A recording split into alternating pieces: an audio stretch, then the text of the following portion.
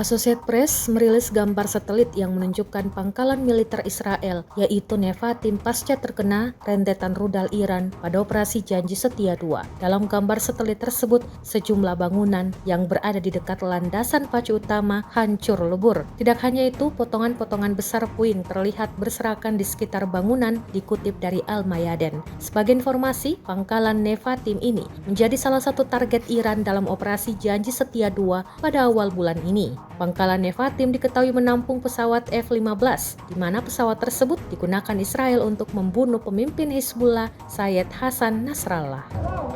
נפילות אחי, נפילות של החיים בנבטים. נפילות בנבטים אחי.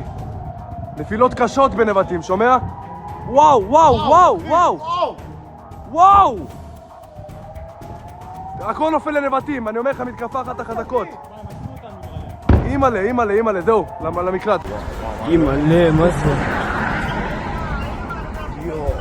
יואו, יואו, אימא'לה, יואו. אימא'לה.